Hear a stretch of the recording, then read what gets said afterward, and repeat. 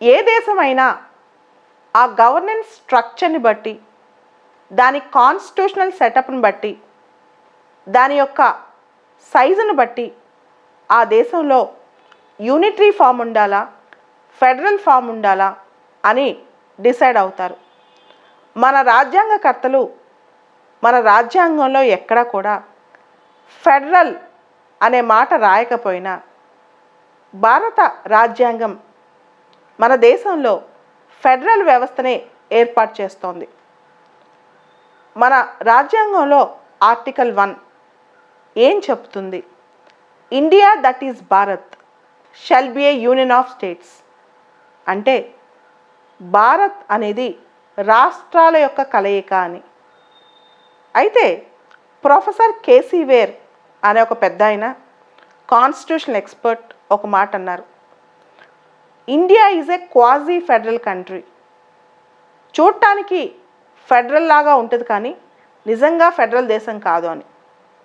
ఈ మధ్య ఈయన మాటలే నిజమేమో అని అనిపిస్తూ ఉన్నాయి. అసలు ఏం జరుగుతోంది? మన కేంద్ర ప్రభుత్వం ఒక డేంజరస్ గేమ్ ఆడుతోందా? రాష్ట్రాల యొక్క హక్కులను, రాష్ట్రాల యొక్క స్వయం ప్రతిపత్తిని కాల రాస్తోందా? అసలు మన సమాఖ్యకి ఏమైంది? ఈ ప్రశ్న చాలా రాష్ట్రాలు గళం విప్పి అడుగుతున్నాయి. అడగలేని రాష్ట్రాలు మౌన రోదన చేస్తున్నాయి.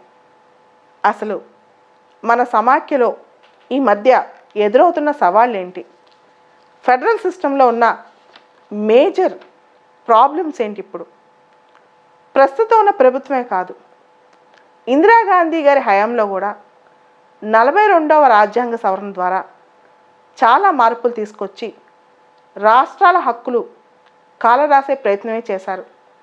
ముఖ్యంగా ఆ టైంలో మన రాజ్యాంగంలోని 7th షెడ్యూల్లో చాలా ఐటమ్స్ స్టేట్ లిస్ట్ నుంచి కాంకరెంట్ లిస్ట్లోకి మార్చడం, అంతేకాకుండా 42nd అమెండ్మెంట్లో యూనియన్ లిస్ట్లో అంటే సెంట్రల్ లిస్ట్లో 2A యాడ్ చేశారు. ఈ 2A ఏంటంటే రాష్ట్రాల్లో ఏదైనా సమస్య వచ్చినప్పుడు కేంద్రం అక్కడ ఆర్మ్డ్ ఫోర్సెస్ని దింపొచ్చు. ఇప్పుడు ఈ 2Aని ఉపయోగించి వెస్ట్ బెంగాల్లో బీజేపీ ఎమ్మెల్యేస్ కోసం స్పెషల్ ఆర్మ్డ్ ఫోర్సెస్ని పంపించారు అక్కడ. దీన్ని అక్కడ రాష్ట్ర ప్రభుత్వం తప్పుపడుతోంది.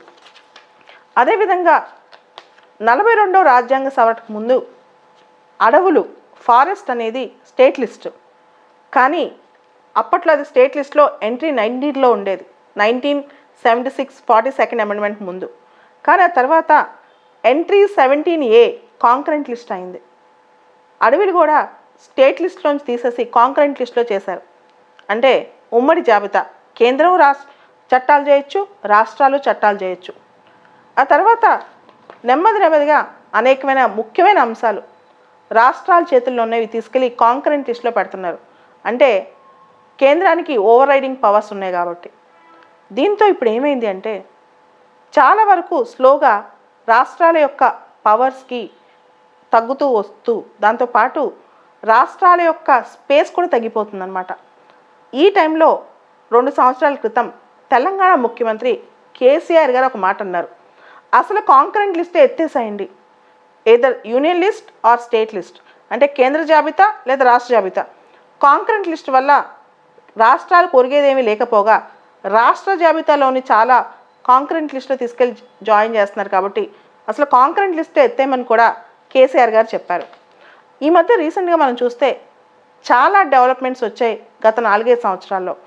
అవన్నీ కూడా చాలా రాష్ట్రాలు సస్పీషియస్గా ఉన్నాయి, ఇవన్నీ మా పట్ల, ఇవన్నీ కూడా మా హక్కులను తీసేస్తున్నాయని చెప్పి స్టేట్స్ చెప్తున్నాయి. అసలు ఏమేమి సంఘటనలు జరిగాయి, ఏమేమి చట్టాలు ముఖ్యమైన ఒకసారి చూద్దాం. ఇప్పుడు నేషనల్ ఎడ్యుకేషన్ పాలసీ ఉంది. జాతి మొత్తం, దేశం మొత్తం ఒకే విద్యా విధానం ఉండాలి. అయితే ఈ విద్యా విధానంలో కొన్నిసార్లు ఇండియాలో ఉన్న విభిన్నతని, ఇండియాలో ఉన్న కాంప్లెక్సిటీస్ని కన్సిడర్ చేయకుండా నేషనల్ ఎడ్యుకేషన్ పాలసీ ఫ్రేమ్ చేశారన్నది కొన్ని రాష్ట్రాల వాదన. రెండోది జిఎస్టీ అనేది ఖచ్చితంగా ప్రోగ్రెసివ్ లెజిస్లేషనే, కానీ ఇక్కడ రాష్ట్రాల యొక్క ప్రయోజనాలు అసలు సరిగ్గా కన్సిడర్ చేయలేదు అనేది కొన్ని రాష్ట్రాల యొక్క వాదన. అదే కాకుండా మొన్న ఈ మధ్య జరిగిన కోవిడ్ వ్యాక్సిన్ డిస్ట్రిబ్యూషన్ కూడా, ఈ కోవిడ్ వ్యాక్సిన్స్లో ముందుగా కేంద్రం సైలెంట్గా ఉంది, తర్వాత ఇష్యూస్ వచ్చేసరికి మొత్తం వ్యాక్సిన్స్ నేనే ఇస్తానంది. కానీ ఆ ఇచ్చే దానిలో కూడా చాలా రకరకాలుగా డిలే అవటం వల్ల కూడా చాలా ఇబ్బందులు ఎదురయ్యాయి. దాంతోపాటు ఇప్పుడు 2-3 సంవత్సరాల క్రితం తమిళనాడు గవర్నమెంట్ చాలా గొడవ చేస్తుంది నీట్ ఎగ్జామ్కి సంబంధించి. ఇంతకుముందు ఏ రాష్ట్రానికి ఆ రాష్ట్రం మెడికల్ ఎంట్రన్స్ ఎగ్జామ్స్ పెట్టుకునేది, కానీ ఇప్పుడు కామన్గా దేశం మొత్తం నీట్ అని తీసుకొచ్చారు. అవి అన్ని రాష్ట్రాల పిల్లలకి ఒకే విధంగా అప్లై కావు కదా, దీనికి సంబంధించి కూడా ఇష్యూ జరుగుతోంది. దీంతోపాటు కేంద్రం చేసిన సిటిజన్షిప్ అమెండ్మెంట్ యాక్ట్, దీనికి సంబంధించి కూడా కేరళ ప్రభుత్వం ఈ ఎన్ఆర్సీ తీసుకొస్తారా, ఈ సిటిజన్షిప్ అమెండ్మెంట్ యాక్ట్ అని చెప్పి సుప్రీంకోర్టు దాకా వెళ్ళింది.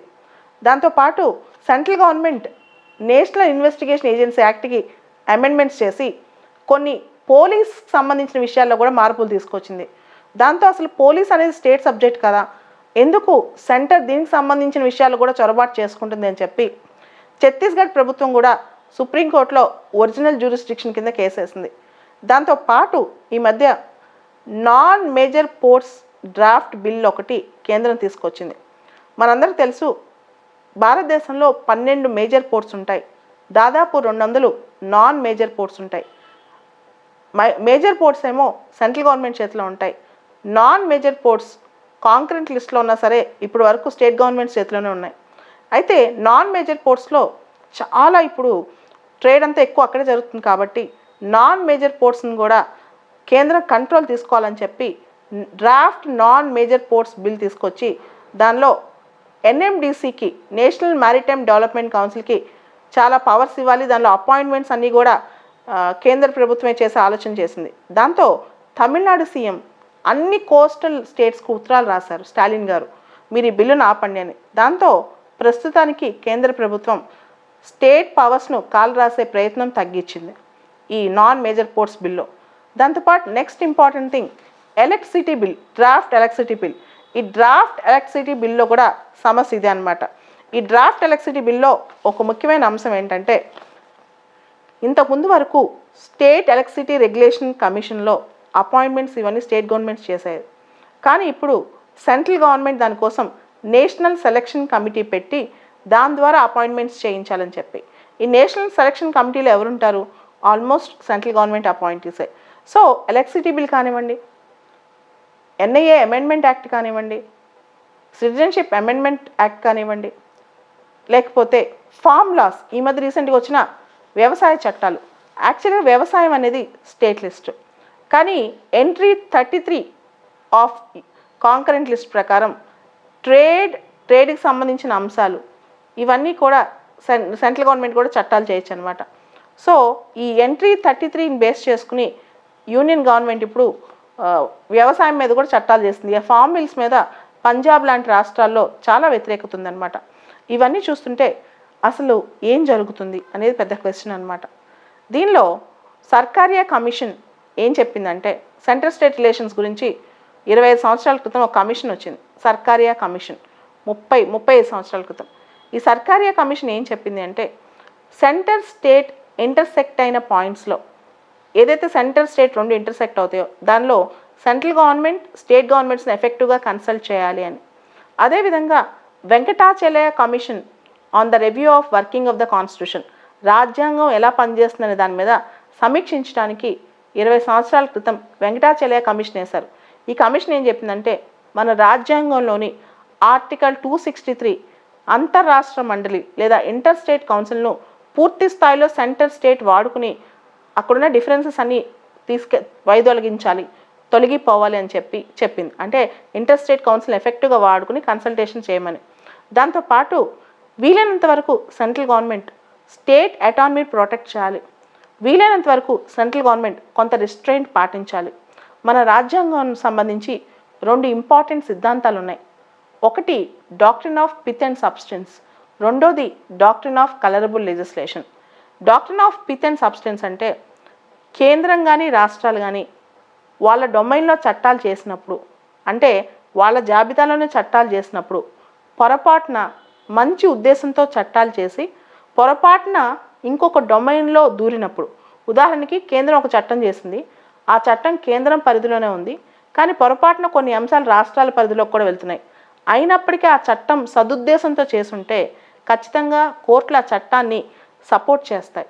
అదేవిధంగా ఇంకొక డాక్ట్రిన్ ఉంది, డాక్ట్రిన్ ఆఫ్ కలరబుల్ లెజిస్లేషన్ అని.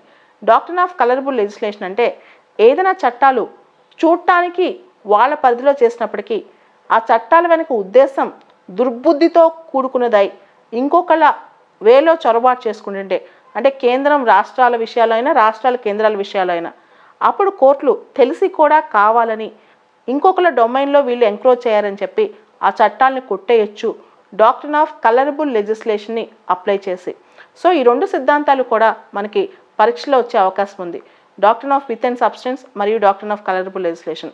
ఇదే మొత్తం కేంద్ర రాష్ట్రాల మధ్య జరుగుతున్న ఫెడరల్ ఇంబ్యాలెన్స్ అన్నమాట. అంటే సమాఖ్యలో సమతుల్యం లేదు, సమాఖ్యలో కోఆపరేషన్ అనేది తగ్గిపోతుంది, సమాఖ్యలో కాన్ఫ్రంటేషన్ పెరిగిపోతుంది, కేంద్రం పెత్తనం రాష్ట్రాల మీద బాగా పెరిగిపోతుంది, ప్రాంతీయ పార్టీలు ప్రాంతీయ సిద్ధాంతాలు ఎక్కువ ఉన్న ఈ దేశంలో కేంద్రం ఈ విధంగా పెత్తనం చేయటం అంత ఆరోగ్యకరమైతే కాదు.